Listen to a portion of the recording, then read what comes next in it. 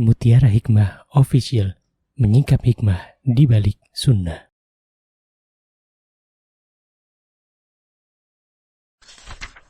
Salurkan donasi terbaik Anda untuk mendukung dakwah Mutiara Hikmah Official.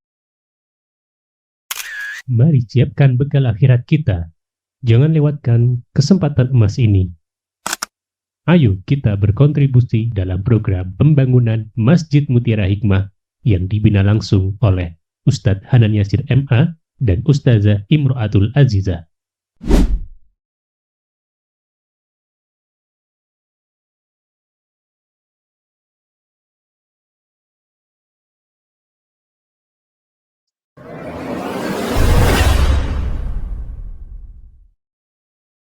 Ibu-ibu jamaah Majelis Taklim Hasanah yang berbahagia, hari ini insyaallah kita akan belajar bersama-sama tentang hadis yang cukup penting, diambil dari 100 hadis populer, dan kita akan mengambil 3 cara para muslimah mendapatkan kemuliaan di sisi Allah Subhanahu wa taala. Saudariku yang saya cintai karena Allah, kemuliaan yang sejati adalah kemuliaan yang ada di sisi Allah Subhanahu wa taala. Pujian hanya untuk Allah Subhanahu wa taala, zat yang berhak untuk dipuji, dan kita sebagai hambanya tidak berhak untuk dipuji. Maka ketika seseorang mengejar kemuliaan di sisi Allah, dia tidak akan pernah kecewa.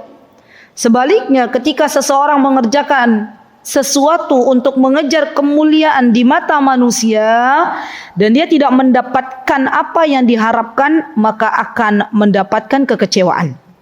Hari ini kita mulai belajar kembali arti sesungguhnya dari sebuah kehidupan. Bagaimana cara kita mendapatkan kemuliaan Allah Subhanahu wa taala, dan bagaimana kita harus bersikap dalam mengamalkan ilmu yang telah kita dapatkan dan Allah titipkan kepada kita. Dan ada 3 poin penting yang bisa kita amalkan dalam kehidupan kita sehari-hari. Dan semua ini berkaitan dengan akhlakul karimah, berkaitan dengan sebuah perilaku, sebuah akhlak yang mencerminkan kita sebagai seorang muslimah. Jadi insyaallah hadis ini bisa teman-teman langsung praktekkan setelah nanti kita selesai dari majelis ilmu. Semoga Allah Subhanahu wa taala memudahkan kita semuanya untuk bisa mempraktekkannya, karena sesungguhnya ilmu yang bermanfaat adalah ilmu yang senantiasa menjadikan pemiliknya bersemangat untuk mengamalkannya. Baik, monggo Ustazah Ummu Afgan boleh dibantu dibacakan hadisnya. عن أبي هريرة رضي الله عنه أن رسول الله صلى الله عليه وسلم قال ما نقص صدقة من مال وما زاد الله عبدا بعبد إلا عزا وما تواضع أحد لله إلا رفعه الله رواه مسلم. Dari Abu Hurairah radhiyallahu anhu bahwa Rasulullah Shallallahu Alaihi Wasallam bersabda, sedekah tidak mengurangi harta, dan tidaklah Allah menambah seorang hamba yang memaafkan kecuali kemuliaan, dan tidaklah seseorang bertawadhu rendah hati kepada sesama karena Allah kecuali Allah pasti mengangkat derajatnya. Hadis riwayat Muslim. Masya Allah, barakallahu fiik, jazakillahu khair. Baik, ibu-ibu yang saya cintai karena Allah, hadis ini ada di nomor 556 yang disampaikan oleh Imam Muslim rahimahullahu ta'ala, di mana bunyi hadis ini yaitu ma naqasat sadaqatun min malin wa ma zadallahu 'abdan bi'afwin illa 'izzan wa ma tawadha'a ahadun lillahi illa rafa'ahu Allahu 'azza wa jal. Perhatikan, dalam hadis ini ada 3 poin besar yang bisa kita praktekkan dalam kehidupan kita sehari-hari sebagai seorang muslimah.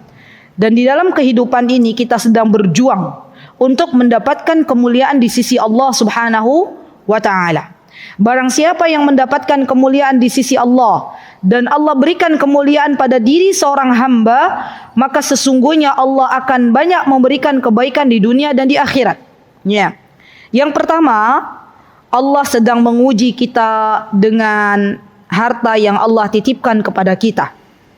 Sesungguhnya apa yang saat ini Allah titipkan kepada kita dari harta, Allah inginkan kita untuk menyedekahkannya sebagian apa yang Allah karuniakan kepada kita. Ya. Jadi ujian dari Allah Subhanahu wa taala.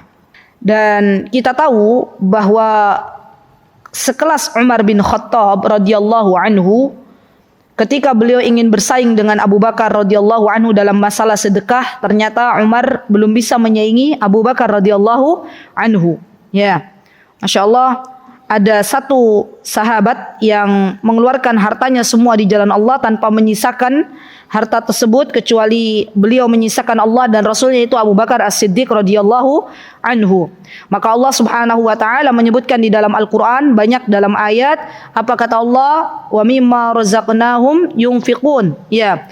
Dan berikanlah kepada manusia dari sedekah-sedekah kalian apa yang Allah Azza wa Jalla rizkikan kepada kalian. Di dalam ayat lain Allah sebutkan sebagian harta yang Allah titipkan kepada kalian. Ya. Artinya ya akhwat, bahwa sesungguhnya Allah Subhanahu wa taala menginginkan keberkahan yang Allah berikan kepada kita dari harta yang Allah titipkan kepada kita semuanya. Kita tahu bahwa mayoritas penduduk neraka, kata Rasulullah sallallahu alaihi wasallam, dan ini merupakan pengingat untuk kita semuanya. Apa kata baginda Rasulullah? Kata beliau, uritun nar, aku diperlihatkan oleh Allah dengan neraka. Berarti Rasulullah SAW sudah pernah diperlihatkan dengan nerakanya Allah. Dan ini menunjukkan bahwa nerakanya Allah sudah diciptakan oleh Allah Subhanahu wa taala. Maka kata Rasulullah SAW, dan mayoritas, ini bukan saya yang berkata ya, Rasulullah, dan mayoritas penduduk neraka adalah ibu-ibu yang bilang wanita, gitu kan ya. Maka Rasulullah memberikan solusi bagi para muslimah agar tidak menjadi penghuninya neraka. Apa kata baginda Rasulullah SAW? Ya akhwat, kata Rasulullah, tasaddaqna, kata Rasulullah gitu kan ya, bersedekahlah. Dan ini menunjukkan bahwa sesungguhnya Rasulullah Sallallahu Alaihi Wasallam menasehati muslimah secara khusus karena menggunakan domir antunna. Ya, menggunakan domir apa? Antunna. Antunna ini adalah domir yang ditunjukkan untuk para kaum wanita. Tasaddaqna, maka bersedekahlah kalian. Ya. Jadi sedekah ini ya akhwat adalah amal saleh yang banyak sekali keutamaannya. Yuk kita belajar apa keutamaan dari sedekah itu sendiri agar kita lebih bersemangat untuk bersedekah di jalan Allah Subhanahu wa taala. Yang pertama, ketahuilah bahwa sesungguhnya sedekah yang kita keluarkan di jalan Allah itu akan menyucikan harta-harta kita. Ya, itu yang pertama. Jadi barang siapa yang dia mengeluarkan hartanya di jalan Allah, maka sesungguhnya harta tersebut sedang disucikan oleh Allah Subhanahu wa taala. Termasuk di antaranya kata para ulama bukan hanya sedekah dalam bentuk sedekah saja, tapi termasuk di antaranya adalah zakatul mal. Ya, zakat itu ada dua. Ada zakatul fitr, ada zakatul mal. Zakatul fitr itu adalah zakat yang dikeluarkan ibu-ibu setiap tahun nggih. Ya, dengan mengeluarkan beras. Biasanya kita membayarnya di malam lebaran, begitu ya.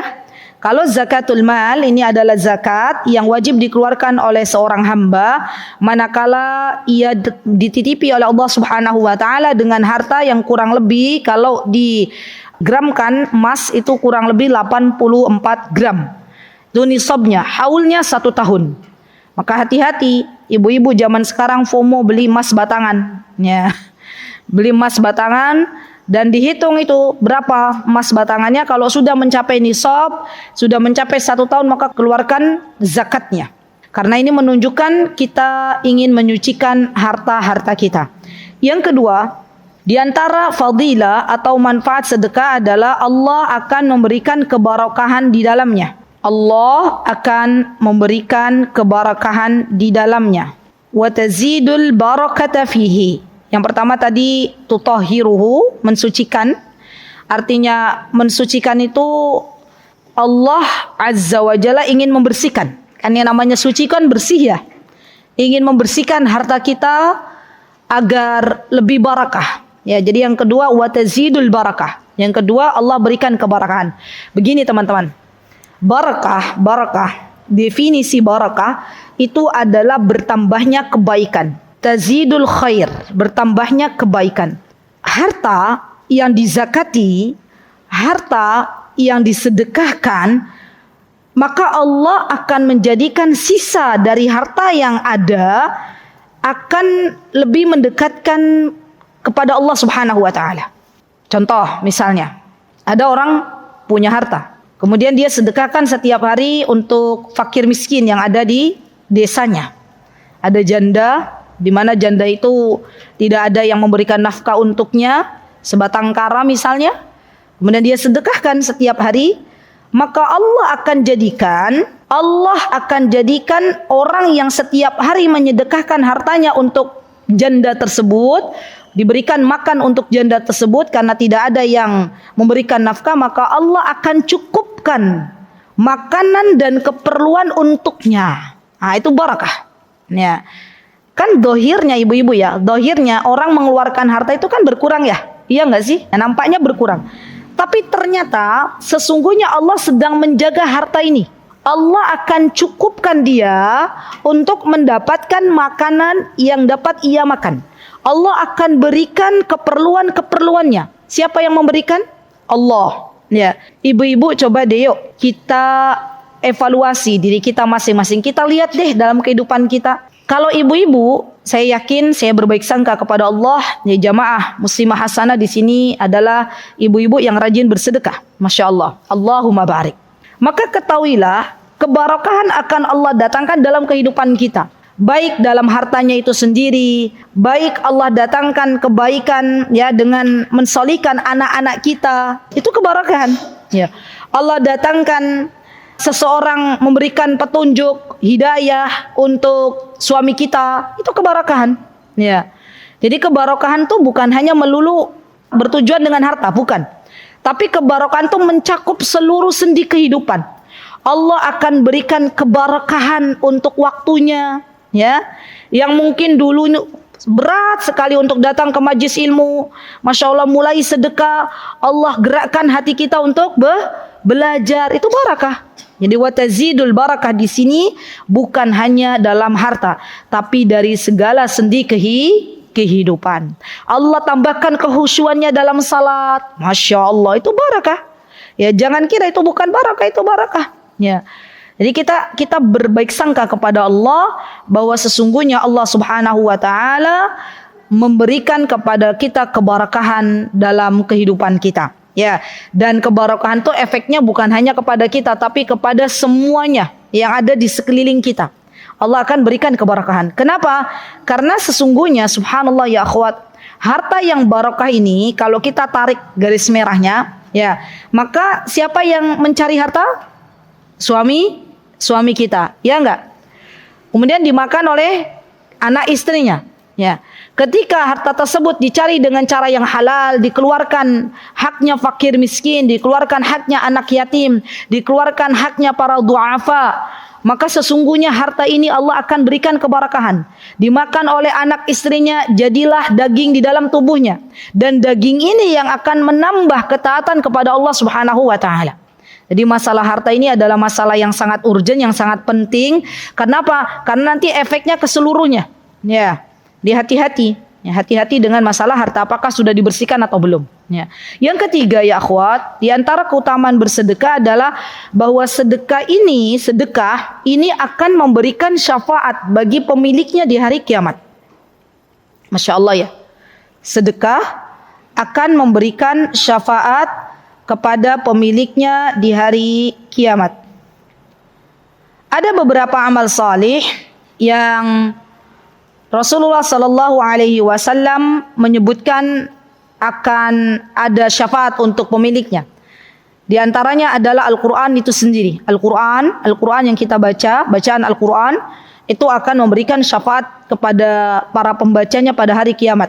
Maka dari itu ketika kita membaca Al-Quran, kita berdoa kepada Allah, Allahumma ja'alil Qur'ana syafi'an lana yaumal qiyamah.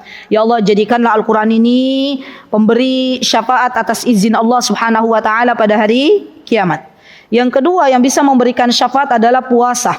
Puasa, ibu-ibu rajin puasa dan mengharapkan ridha Allah Subhanahu wa taala, maka puasa ini yang akan yang akan memberikan syafaat biidnillahi taala pada hari kiamat. Yang ketiga, apa yang bisa memberikan syafaat yaitu tauhid. Nah, ini yang kadang dilupakan, memurnikan tauhid. Pernah suatu hari Rasulullah SAW ditanya oleh para sahabatnya, ya Rasulullah, siapakah orang yang paling berbahagia dengan syafaatmu pada hari kiamat? Begitu ya, masih ingat?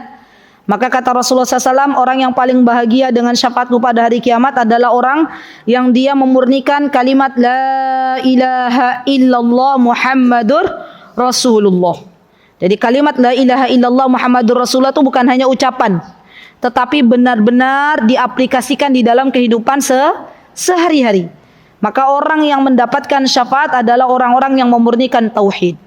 Kemudian apalagi yang bisa memberikan syafaat, yaitu saudara-saudara kaum muslimin yang menyolati jenazahnya kita. Masya Allah, akan memberikan syafaat untuk kita. Ya Allah, penting ya ibu-ibu, kita itu berteman dengan siapa. Kenapa? Karena nanti kalau kita meninggal dunia, bukan hanya karangan bunga yang datang kepada kita, tapi orang-orang yang turut menyolati jenazah kita. Bertemanlah dengan teman-teman yang baik, bergabunglah dengan komunitas yang baik, karena sesungguhnya teman yang baik, teman yang sejati itu akan turut mendoakan kita ketika kita sudah menjadi mayit. Ya, jadi ini pentingnya kita untuk mencari teman-teman yang salih dan salihah. Baik, kemudian di antara yang bisa memberikan syafaat kepada kita ya atas izin Allah adalah kerabat yang berjihad di jalan Allah. Ada orang yang berjihad di jalan Allah, syahid itu akan memberikan syafaat kepada kita biidnillahi ta'ala. Dan yang akan memberikan syafaat adalah, yang akan memberikan syafaat di hari kiamat adalah ketika seseorang meninggal atau wafat di kota Madinah. Masya Allah. Allahumma ya Rabb urzuqna syahadatan fi sabilik waj'alna mautana fi biladi nabiyyika Muhammadin sallallahu alaihi wasallam. Ya Allah, karuniakanlah untuk kami kesyahidan dan wafatkanlah kami dengan husnul khatimah di kota nabimu. Amin. Allahumma amin. Kencangkan doa ini ya akhwat, kencangkan doa ini. Kita boleh memilih tempat di mana Allah mencabut nyawa kita, tapi yang tidak boleh adalah kita minta disegerakan untuk diwafatkan. Ya, Umar bin Khattab senantiasa meminta kepada Allah agar diwafatkan di kota Madinah, dan Allah Subhanahu wa taala mengijabah doanya Umar. Ya, kalau Allah Subhanahu wa taala menghendaki seorang hamba dengan doa-doanya yang telah dipanjatkan setiap hari untuk meninggal di kota Madinah, maka Allah punya cara. Allah punya cara bagaimana mengantarkan seorang hamba ini untuk datang ke kota Madinah. Yakinlah ya akhwat, percayalah ya akhwat. Ya. Kenapa? Karena Allah itu akan memberikan apa yang kita pinta. Ya. Jadi kencangkan doa ini. Ya Allah, Engkau punya cara untuk mewafatkan hamba di kota Madinah. Walaupun orang ini nggak tinggal di kota Madinah, dan orang yang tinggal di kota Madinah juga belum tentu Allah wafatkan di kota Madinah. Ya bisa jadi ketika dia sedang keluar dari kota Madinah menuju sebuah tempat di Saudi Arabia, kemudian Allah wafatkan. Ya. Dan sebaliknya orang yang tidak tinggal di kota Madinah, tapi Allah berkehendak untuk mewafatkan orang ini di kota Madinah, Allah bawa ya orang ini ke kota Madinah dan Allah wafatkan di kota Madinah. Ya, kencangkan doa ini. Ya, minta sama Allah Subhanahu wa taala. Baik, kemudian yang akan memberikan syafaat kepada kita adalah anak-anak yang saleh. Anak-anak yang saleh yang setiap hari mendoakan orang tuanya dengan sebuah doa, Rabbighfirli wa liwalidayya warhamhuma kama rabbayani shaghira. Maka anak yang saleh ini ketika tidak melihat orang tuanya di syurga, anak ini akan meminta kepada Allah Subhanahu wa taala. Anak ini akan berkata kepada Allah, ya Allah, di mana orang tuaku yang dulu pernah mengantarku untuk menghafal Al-Quran? Ya Allah, di mana orang tuaku yang dulu pernah menyajikan bekal untuk aku menuntut ilmu? Ya Allah, di mana orang tuaku yang dulu mengajariku untuk berwudu? Ya, dia akan meminta kepada Allah Subhanahu wa taala. Ya Allah, di mana orang tuaku yang dulu mengajariku salat, mengajariku untuk mentauhidkan Engkau? Aku tidak melihatnya di dalam syurga. Maka anak ini terus meminta kepada Allah Subhanahu wa taala sampai Allah memasukkan kedua orang tuanya ke dalam syurganya. Jadi penting bagi kita ya akhwat untuk mendidik anak-anak kita mengenal Allah Subhanahu wa taala. Karena sesungguhnya anak-anak yang salih ini adalah anak-anak yang kelak akan memberikan syafaatnya bagi kedua orang tuanya, meminta kepada Allah Subhanahu wa taala agar dimasukkan bersama-sama ke dalam syurganya. Dan kesuksesan yang sejati adalah ketika Allah Azza wa Jalla memasukkan kita ke dalam syurganya. Dan Allah Azza wa Jalla menjauhkan kita dari api neraka. Itu adalah kesuksesan yang sejati. Siapa yang akan memberikan syafaat kepada kita? Ya, di antaranya adalah teman-teman yang salihah. Teman-teman yang salihah, kata Imam Ibnul Qayyim rahimahullahu ta'ala, akan memberikan syafaatnya kepada kita semuanya. Ya, ketika kita pernah ngaji bareng datang ke Masjid Mutiin, ya, dalam majelis taklim hasanah, kemudian nanti di akhirat ada di antara kita yang kita belum masuk surga, maka semoga ya siapa yang sudah masuk surga duluan mencari kita. Ya, ibu-ibu kalau nanti di surga belum melihat saya, cari saya. Ya, minta kepada Allah Subhanahu wa taala. Sebaliknya, ya, kalau seandainya misalnya saya belum melihat ada di antara ibu-ibu yang belum masuk surga, ya kita mintakan kepada Allah Subhanahu wa taala, ya Allah, aku ingin fulana bin fulan masuk ke dalam syurgamu. Kita dulu duduk bersampingan, kita duduk ya berseberangan, kita duduk bersama untuk mencatat kajian-kajian. Ya Allah, dia adalah seorang temanku yang salihah. Masukkanlah ia ke dalam syurgamu. Ya, jadi Masya Allah ya, teman yang baik ini, teman yang salihah ini akan memberikan syafaat kepada temannya atas izin Allah Subhanahu wa ta'ala. Baik, yang keempat adalah keutamaan sedekah, di antaranya fa innaha takunu ta'atan lillah. Ya, sedekah itu adalah ketaatan kepada Allah. Wa innaha takunu ta'atan lillah. Sedekah itu bentuk ketaatan kepada Allah. Kenapa? Karena Allah Subhanahu wa ta'ala yang memerintahkan kita untuk bersedekah. Dan ketika kita mengetahui bahwa Allah yang telah memerintahkan untuk kita bersedekah, maka sesungguhnya kita sedang mentaati Allah Subhanahu wa ta'ala. Boleh teman-teman buka di surah Al-Baqarah ayat 254. Silahkan. Allah Subhanahu wa ta'ala berfirman, A'udzu billahi minasy syaithanir rajim. Bismillahirrahmanirrahim.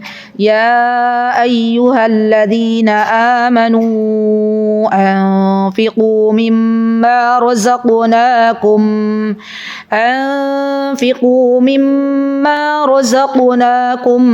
min qabli an ya'tiya yawmun la bay'un fihi يوم لا بيع فيه خلة ولا شفاعة والكافرون هم الظالمون. Apa kata Allah dalam surah Al-Baqarah ayat 254?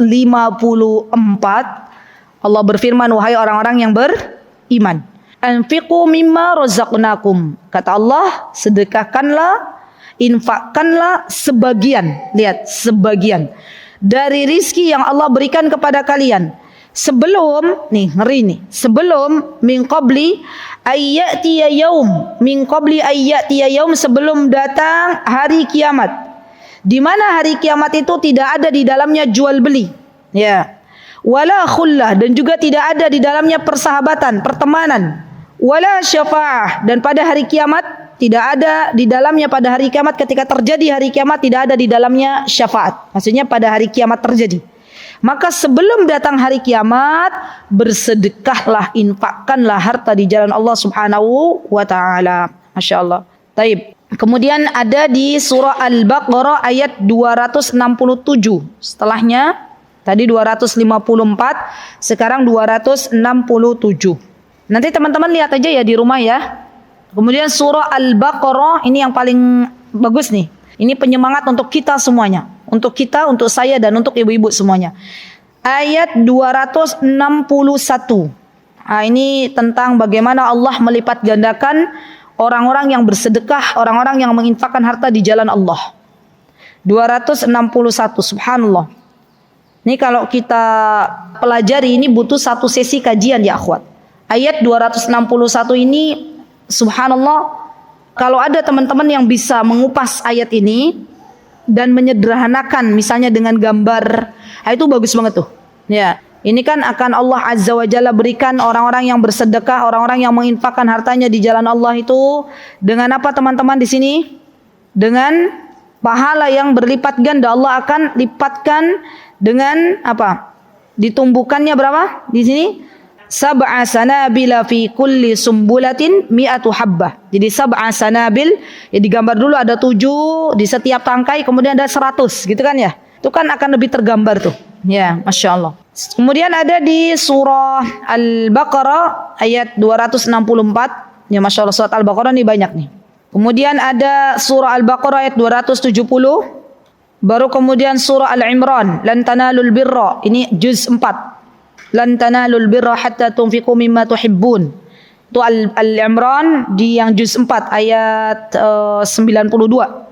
Kemudian Al-Imran ayat 133. Ini juga kemarin saya membahas di mana ya, wasari'u ila maghfiratin min rabbikum wa jannatin 'arduha as-samawati wal ardu uiddat lil muttaqin. Kayaknya di teras Quran. Ya. Yang kemarin kan alladzina yunfiquna ya kan wal 'afina 'anil nas, ada al 'afina 'anil nas. Masyaallah. Ini ada tentang sedekahnya. Surah Al-Imran ayat 133. Sudah? Dan terakhir surat Al-Hadid ayat 18. Afan. Tambahan lagi surah Al-Munafiqun, ini ngeri banget nih. Surah Al-Munafiqun ayat 10. Apa kata Allah? Wa anfiqu mimma razaqnakum min qabli an ya'tiya ahadakumul maut fayaqula rabbi laula akhartani ila ajalin qarib fa asaddaq wa akum minas salihin. Coba teman-teman ditadabburi surah Al-Munafiqun ayat 10. Apa kata Allah? Ya. Infakkanlah sebagian harta kalian sebelum datang kematian. Dan kalian akan berkata, ya, kalian akan menyesali dan meminta kepadaku, kata Allah, wahai Rabbku, sekiranya engkau berkenan menunda kematianku sedikit lagi. Ya. Maka aku akan bersedekah. Lihat, orang meminta kepada Allah waktu agar tidak disegerakan datang kematian, barang semenit, barang 2 menit. Untuk apa ibu-ibu? Apakah untuk update status? Apakah untuk apa lagi? TikTokan? Apakah untuk buka sosial media? Ternyata tidak. Ya. Dia meminta kepada Allah agar diberikan kesempatan untuk bersedekah. Ya. Jadi ketahuilah bahwa sedekah ini adalah perintah dari Allah Subhanahu wa taala dan kebaikannya untuk kita. Ini perlu digarisbawahi. Allah zat yang maha kaya dengan kemuliaan sifat-sifat Allah yang maha tinggi, Allah tidak memerlukan sedekahnya kita. Ya, beda dengan orang-orang Yahudi yang mereka mengatakan masalah sedekah ini ketika Allah Subhanahu wa taala menyebutkan dalam beberapa ayat dengan sebuah kata qard. Qard itu adalah memberikan pinjaman kepada Allah. Maka kata orang Yahudi, ini perhatikan ibu-ibu, jangan sampai nanti kita terkena syubhatnya. Kata orang Yahudi berarti Tuhannya orang Islam itu butuh pinjaman. Gitu kata orang Yahudi. Maka kita katakan bahwa Allah zat yang maha tinggi, Allah zat yang maha mulia, Allah zat yang maha kaya tidak membutuhkan sedekah-sedekah kita. Gitu ya. Karena kita mau sedekah mau tidak, Allah tetap berada dalam kemuliaannya. Allah tetap kaya, tidak mengurangi sedikit pun kemuliaan yang ada pada diri Allah Subhanahu wa taala. Jadi sedekah itu sejatinya adalah kembali kepada diri kita masing-masing. Ya, itu yang keberapa itu keutamaannya?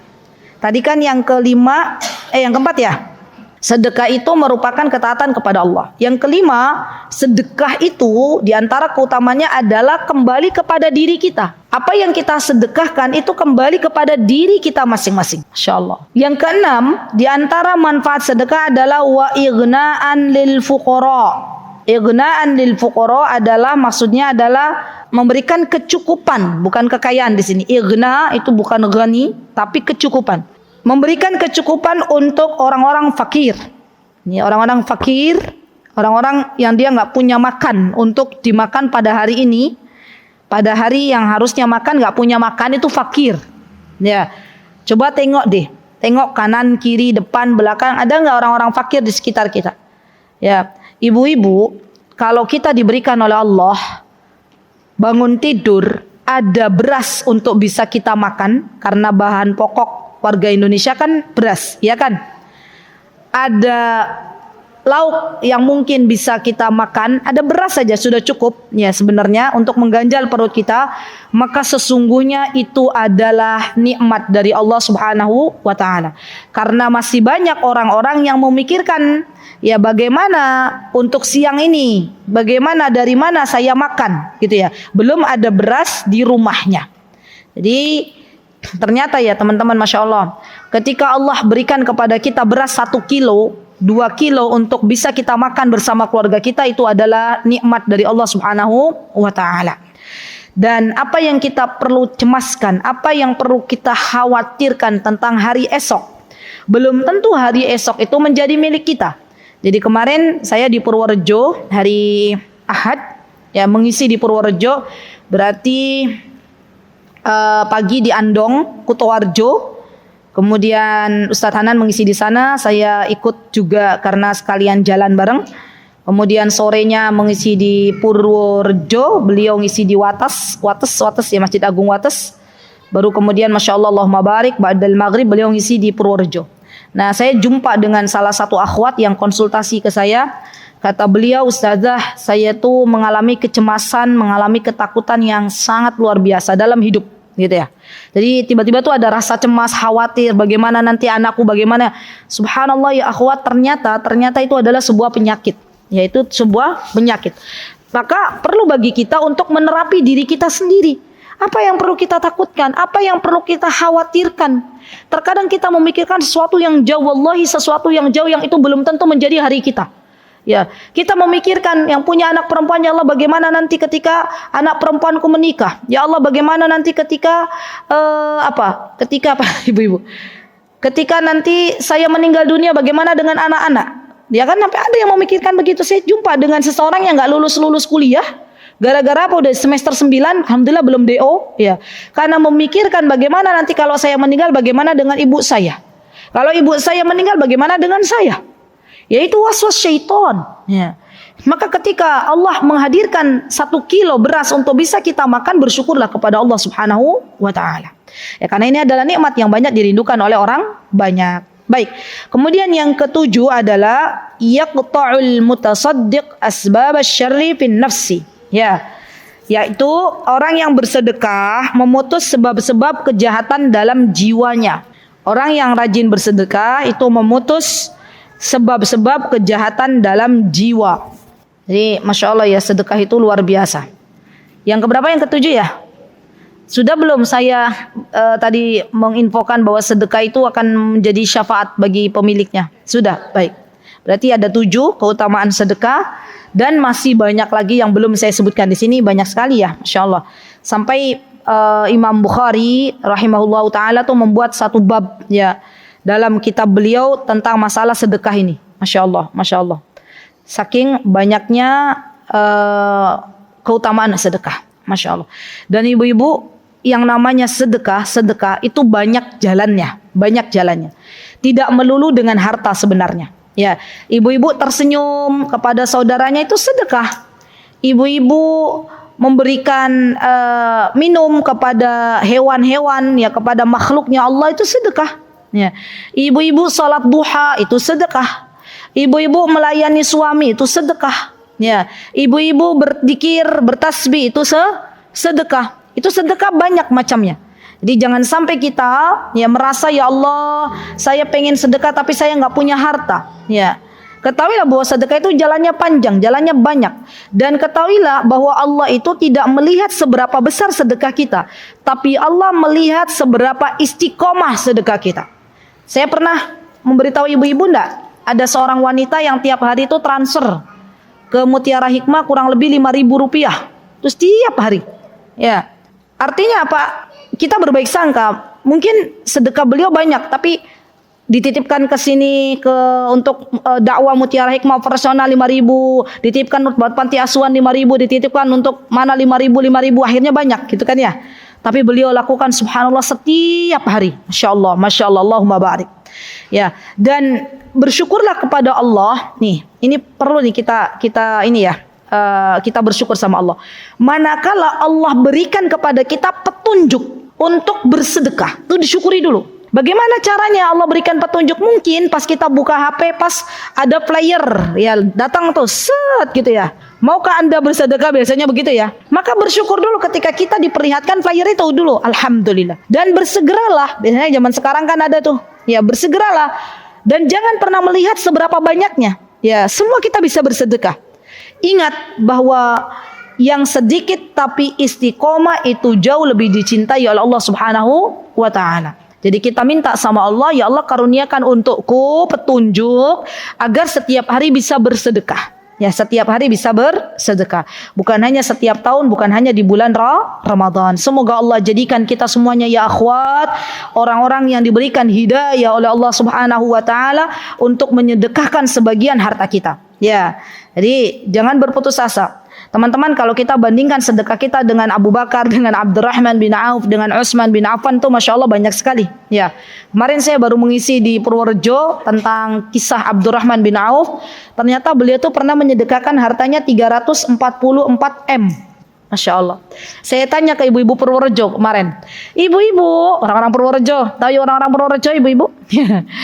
Ibu-ibu pernah tahu nggak 1 M berapa nolnya? Nggak tahu, Us. Pernah ada di saldo ibu-ibu? Enggak, katanya gitu ya. Masya Allah. Ya berdoa sama Allah, saya bilangnya. Jadi orang-orang zaman dulu itu Masya Allah ya. Abdurrahman bin Auf kaya, Abu Bakar kaya, Utsman kaya. Tapi kekayaan mereka itu disedekahkan di jalan Allah Subhanahu wa ta'ala. Masya Allah. Gini Bu, kalau berdoa ya sama Allah ya. Minta sama Allah tuh gini. Ya Allah, bukan minta ya Allah berikan harta yang banyak, bukan. Tapi gini cara mintanya, ya Allah jadikanlah tahun depan zakatku seperti Abdurrahman bin Auf. Gitu ya. Itu kalau sedekahnya 344 M itu berapa zakatnya Bu Eko? Itu Bu Eko bukan ya? Bu Eko tadi macet enggak atau di jalan? Dari Klaten beliau ibu-ibu. Di keretanya enggak berdesak-desakan. Oh, Masya Allah, malah lancar ya. Alhamdulillah. Masya Allah. Bu Eko, oh Masya Allah, itu keutamanya lansia itu. Masya Allah. Alhamdulillah. Alhamdulillah. Masya Allah, Allah muliakan para lansia dengan cara begitu. Masya Allah. Apalagi lansia ini mau menuntut ilmu. Masya Allah. Itu kayaknya pahalanya di Borang Bu Eko ibu-ibu. Yang paling jauh dari mana ibu-ibu? Ada yang berlibur ke Jogja kemudian datang ke Mutin. Biasanya kadang ada ya. Masya Allah. Masya Allah. Bu Eko berapa Bu Eko? Ini beliau kan dulu seorang guru. Kalau punya dana 344 M, berapa zakatnya? Banyak lah. Yang muda-muda berapa tuh zakatnya? Berapa berarti zakatnya? 344 M Mbak Ika. Berapa zakatnya 2,5%-nya? Gampangannya 300 M lah. Berapa jenengan udah dapat? Berapa? 4,6 M. 8,6. Nah ini gimana satu majlis kok yo beda-beda. Coba dihitung lagi 344, 2,5%-nya berapa? Tuh yang tadi bilang 7 gimana cara ngitungnya? 8,6 ya? Baik, 8,6 M. Itu baru apanya tuh? Zakatnya gitu ya. Ibu-ibu mau nggak zakatnya segitu? Ya Allah, saya juga mau ya. Ya Allah, kita semua mau. Maka minta sama Allah. Ya Allah, berikanlah kepada kami harta di mana nanti. Nah, itu mulai ditulis sama Bu Eko tuh ya. Bu Eko tuh lagi safar ya. Semoga nanti zakatnya kita seperti zakatnya Abdurrahman bin Auf. Ya Masya Allah. Jadi jangan berdoa ya Allah limpahkanlah harta benda kepada kami, belum tentu barokah. Tapi kalau kita minta zakatnya saja sudah M-an, berarti Allah titipkan harta yang lebih, gitu kan ya. Baik, masalah. Jadi PR-nya berdoa sama Allah begitu ya ibu-ibu ya. Kalau kemarin masih salah berdoa, doanya dibenarkan lagi ya. Baik, yang kedua ya, oke. Yang kedua kita membahas tentang memaafkan. Ya Allah, ini sebenarnya dibahas satu sesi kajian ini ya. Ketahuilah wahai saudariku bahwa memaafkan ini adalah akhlak yang mulia. Memaafkan orang-orang yang pernah melakukan kesalahan di hadapan kita ini adalah akhlak yang mulia. Allah cinta dengan hamba-hambanya yang memaafkan kesalahan orang lain. Ya, jadi ketika kita memaafkan kesalahan orang lain, tujuannya bukan karena dianya, tapi karena Allah yang memerintahkan. Ya, itu akan menjadi lebih ringan untuk kita memaafkan orang lain. Jadi kenapa ibu-ibu memaafkan kesalahan orang lain? Karena Allah yang telah memerintahkan untuk kita memaafkan kesalahan orang lain. Yuk dibuka yuk. Tadi ayat berapa tadi? Wal ya'fu wal yasfahu, itu ayat berapa tadi ya? Wasari'u ila maghfiratin mir rabbikum. Surah Al-Imran ayat 133 134. Dibuka yuk. Al-Imran ayat 133 dan 134. Sudah? Oke. Baik, saya bacakan sambil ibu-ibu tadabburi. A'udzu billahi minasyaitonir rajim. Bismillahirrahmanirrahim. Wasari'u ila maghfiratin mir rabbikum wa jannatin 'arduha as-samawati wal ardu u'iddat lil muttaqin alladzina yunfiquna fis sarra'i wad dharra'i wal kadhiminal ghaidh والكاذمين الغيظ والعافين عن الناس والله يحب المحسنين. Gitu kan ya? Yuk kita tadabburi yuk. Kata Allah, Allah itu cinta kepada orang-orang yang berbuat baik. Nah, menurut Allah, orang yang berbuat baik itu siapa saja ya akhwat? Yang pertama, dalam surah Al-Imran ini Allah menyebutkan orang yang berbuat baik di mata Allah adalah orang-orang yang menginfakkan hartanya di jalan Allah Azza wa Jal, baik dalam keadaan lapang maupun sempit. Ya. Dan subhanallah ya akhwat, seseorang yang dititipi harta oleh Allah 1.000 rupiah, 1.000 rupiah. Dan orang yang dititipi oleh Allah harta 100.000, ya, yang 1.000 infaknya 500, yang 100.000 infaknya 40.000 misalnya, atau infaknya 20.000, di mata Allah itu angkanya pahalanya lebih banyak yang punya uang 1.000 infak 500. Ya. Kenapa? Karena dia dalam keadaan sempit. Dalam keadaan sempit hanya itu uang yang Allah titipkan, tapi dia menginfakkan setengah dari hartanya. Kalau 100.000 kan 20.000-nya berapa tuh? Berapa? Nggak nyampe setengah kan? Ya 1/5-nya. Ya kalau 100.000 1/5-nya ibu-ibu ya. Tapi orang yang menginfakkan harta 500 perak, Allah titipkan 1.000, ini akan mendapatkan pahala yang lebih banyak di hadapan Allah Subhanahu wa taala. Jadi Allah itu tidak melihat angka besarnya. Ya, kalau memang kita diberikan harta yang banyak, alhamdulillah, ya berikan yang lebih banyak. Tapi kalaulah Allah saat ini titipkan kepada kita 1.000 rupiah. Kemudian kita menginfakkan 1.000 rupiah itu 400 rupiah, 300 rupiah, 500 rupiah, maka di sini Allah akan lipat gandakan pahala untuk kita semuanya. Ya, jadi orang-orang yang berada dalam kesempitan, dalam kelapangan, dan dia menginfakkan hartanya di jalan Allah, inilah orang-orang yang Allah sukai. Ya baik. Yang kedua, orang-orang yang Allah cintai, orang-orang yang di mata Allah dia adalah orang-orang yang berbuat baik, adalah yang kedua adalah wal kadhiminal ghaidh. Kemarin sudah dibahas di majelis ilmu Raudhatus Salihah teras Quran. Apa wal kadhiminal ghaidh, Ustazah Afgan? Beliau ikut kemarin. Apa ya? Ayo ditebak apa itu? Kita berikan kesempatan untuk beliau menjawab. Kan di murajaah ilmunya kemarin. Pas? Biar nggak lama-lama. Mbak Ola. Ada lagi menahan marah, kemudian wal kadhiminal ghaidh, menahan marah walaupun ada tambahannya. Menahan marah, ya.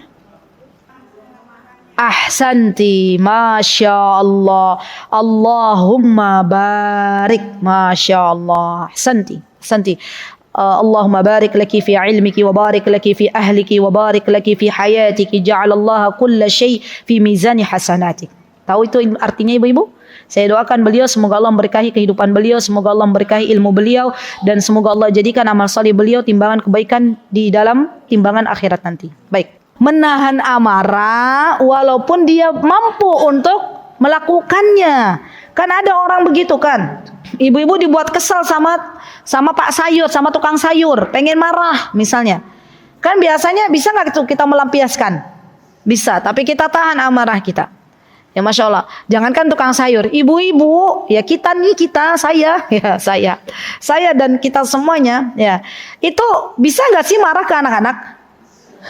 Tuh ibu-ibu yang bilang bisa ya. Terus kita tahan amarah kita. Nah itu dia contoh yang paling dekat saja. Ya, maka sebenarnya itu adalah akhlak yang terpuji. Allah suka dengan itu, Masya Allah. Kita berdoa ya ibu-ibu, ya Allah jadikanlah kami ibu-ibu yang sabar dalam menghadapi anak-anak. Ya karena kadang Masya Allah ya anak-anak itu ujian. Kita nggak pengen marah tapi ada aja ya Masya Allah. Ya kelakuannya tuh luar biasa. Ya. Dan itu sebenarnya hikmahnya Bu Uswatun. Kalau anak-anak kita itu berpola-pola begitu, sebenarnya itu Allah sedang memberikan kesempatan untuk kita mendoakan anak kita. Ya Allah yahdik. Gitu ya. Semoga Allah berikan hidayah untukmu gitu ya. Syekh Sudais jadi imam Masjidil Haram itu karena beliau bikin marah ibunya. Ya. Iya enggak? Bikin marah ibunya, tapi ibunya salihah. Ya, ibunya bisa aja marah ngurung Syekh Sudais di kamar mandi. Tapi ibunya justru mendoakan Syekh Sudais. Semoga Allah jadikan kamu imam Masjidil Haram. Allah ijabah doanya. Ya Masya Allah.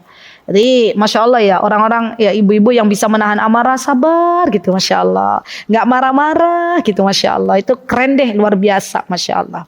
Ya berarti diberikan kelebihan oleh Allah Azza wa Jalla untuk bisa menahan amarahnya. Masya Allah. Seorang suami. Ini juga penting nih di kehidupan kita sehari-hari. Yang seharusnya bisa marah tuh ke istrinya. Ya kan? Karena kan levelnya kan tingkatan lebih tinggi suami tuh di dalam rumah. Tapi tahan amarahnya, ya istrinya ngomel-ngomel dari A sampai Z, ya. Tapi dia tahan, sabar, ya. Dan Masya Allah ini, Masya Allah orang-orang yang Allah cintai. Ya baik. Yang ketiga ibu-ibu, wal'afina 'anin nas. Siapa yang Allah sukai? Siapa yang Allah cintai? Al-'afina 'anin nas. Orang-orang yang memaafkan manusia. Masya Allah. Baik. Kalau saya tanya kepada ibu-ibu, dari tiga akhlak tadi, ya apa tadi? Menginfakkan harta di jalan Allah, menahan amarah, memaafkan. Paling berat mana? Apa paling berat? Ya baik, yang sisi kanan menahan marah, yang sisi tengah memaafkan, yang kiri menahan amarah. Baiklah, ini menahan amarah, ibu memaafkan. Kenapa bu? Ibu tadi bilang memaafkan kan? Ya. Kenapa? Keinget-inget terus ya. Jadi mau maafkan gak jadi lagi gitu ya bu? Mau maafkan gak jadi lagi gitu ya?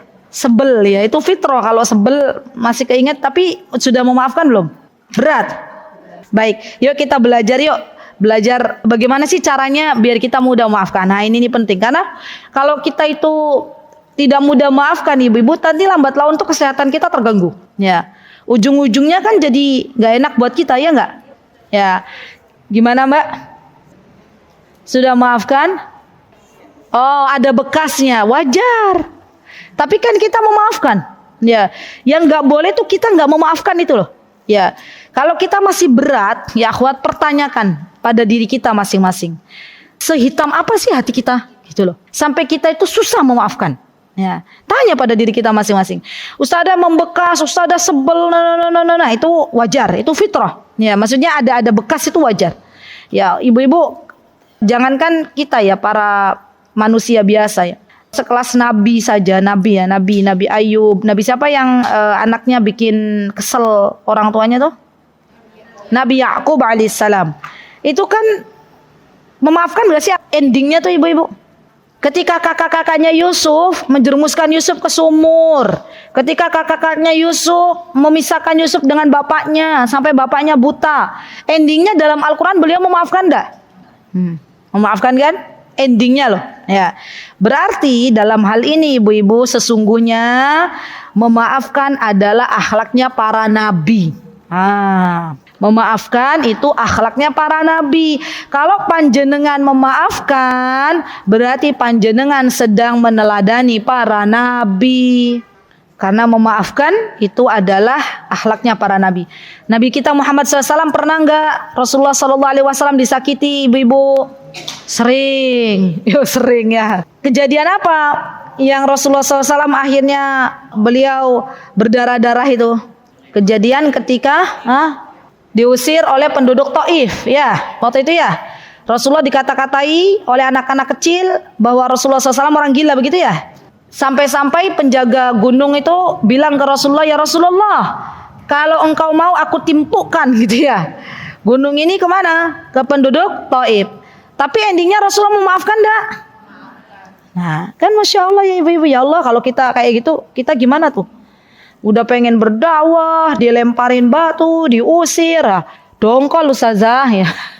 Rasulullah malah mendoakan kebaikan. Masya Allah ya Rasulullah itu ya Masya Allah. Allahumma salli ala Muhammad wa ala ali Muhammad kama sallaita ala Ibrahim wa ala ali Ibrahim innaka hamidum majid. Ya Allah ya. Jadi cara biar kita mudah maafkan tubuh, banyak-banyak baca kisah-kisah orang-orang saleh. Banyak-banyak baca kisah-kisah para nabi. Ya. Itu nanti kita akan, ya Allah, Masya Allah ya, Rasulullah tuh lembut banget hatinya memaafkan kesalahan orang. Ya Nabi Yakub itu lembut banget hatinya memaafkan kesalahan orang, gitu. Caranya banyak baca kisah-kisah para nabi, banyak baca kisah-kisah orang-orang saleh. Maka kita akan dapati mereka adalah orang-orang yang mudah memaafkan kesalahan orang lain. Masya Allah. Baik. Kemudian satu lagi nih ibu-ibu ya. Ya, di antaranya akhlak yang wa ma zadallahu 'abdan bi'afin illa 'izzan. Baik, yang satu lagi adalah wa ma tawaddu'a ahadun lillahi illa rafa'ahu Allah. Ya. Bahwa sesungguhnya ketika kita itu menjauhkan diri kita dari sifat sombong, ya, dari sifat arogan, dan kita memiliki sifat tawadhu, rendah hati atau low profile, apa tuh bahasanya? Low profile, gitu ya. Maka sesungguhnya Allah angkat derajatnya. Jadi kebalikannya, ya. Dan zaman sekarang, ya Allah, banyak nggak sih ibu-ibu kasus di mana orang-orang itu akhirnya menyombongkan dirinya? Banyak. Banyak nggak kasus orang-orang yang menyombongkan dirinya akhirnya dihinakan sama Allah? Banyak. Justru sebaliknya, orang-orang yang rendah hati, orang-orang yang tawadhu, orang-orang yang dia mudah bergaul dengan siapapun dari kalangan manapun, itu justru Allah angkat derajatnya. Karena sesungguhnya barang siapa yang dia tawadhu, barang siapa yang dia memiliki sifat rendah hati, maka Allah cinta kepada orang-orang ini. Masya Allah. Dan kita perlu tahu ibu-ibu bahwa nasihat di antara nasihat Luqmanul Hakim untuk anaknya beliau, apa ibu-ibu? Nasihatnya Luqman masih ingat enggak? Wa wasainal insana biwalidayhi ihsana. Terus apa lagi? Apa? Wala tamshi fil ardi maroha. Gitu kan ya? Wahai anakku, janganlah kamu itu apa? Berjalan di atas muka bumi dengan keadaan congkak, ya. Artinya ketika kita berjalan di atas muka bumi ini, ketahuilah kita dalam keadaan tawadhu. Mudah bagi Allah mengambil jabatan kita. Mudah bagi Allah mengambil kecantikan kita. Mudah bagi Allah mengambil harta kita. Mudah bagi Allah mengambil segala apa yang Allah titipkan. Orang-orang yang berbaik sangka, orang-orang yang berhati lembut, orang-orang yang hobinya bergaul ya dengan siapapun tanpa harus menjeda ya karena status yang berbeda. Masya Allah, orang-orang ini banyak disukai oleh sesama hamba Allah. Ya, ibu-ibu suka nggak dengan orang-orang yang seperti itu? Suka, kita aja suka kan? Kalau ada orang Masya Allah tawadhu, rendah hati, Masya Allah nyapa setiap orang yang dilewati, Assalamualaikum, derek langkung, matur nuwun, itu orang Jawa ya.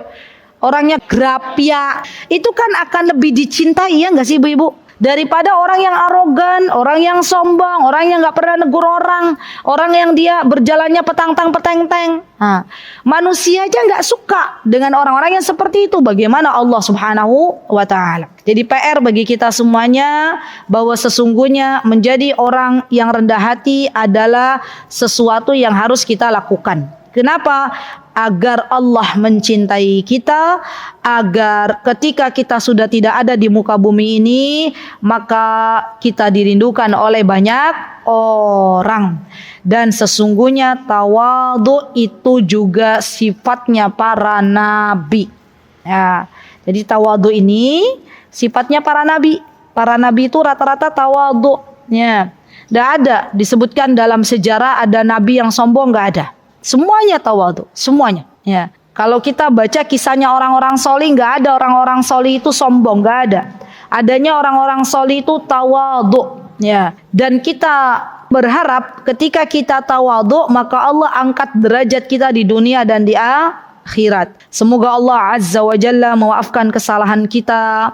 Semoga Allah Subhanahu wa taala mengangkat derajat-derajat kita, dan semoga Allah Subhanahu wa taala memperbaiki keadaan Indonesia Raya, memberikan hidayah kepada pemimpin kita beserta jajarannya, dan semoga Allah Azza wa Jalla menjauhkan kita semua, anak-anak kita, keturunan kita, orang tua kita dari segala maksiat, dari segala perbuatan fahisyah, dan semoga kita dijauhkan dari fitnah akhir zaman. Amin Allahumma amin. Itu yang bisa saya sampaikan ibu-ibu. Jikalau ada kebenaran datangnya dari Allah Subhanahu wa taala, jikalau ada kesalahan datangnya dari saya pribadi, saya memohon maaf yang sebesar-besarnya. Terima kasih atas kehadirannya. Jazakunallahu khaira, barakallahu fiikunna jami'an. Aqulu qouli hadza wastaghfirullah li wa lakum wa akhiru da'wana alhamdulillahi rabbil alamin. Assalamualaikum warahmatullahi wabarakatuh. Mutiara Hikmah Official, menyingkap hikmah di balik sunnah.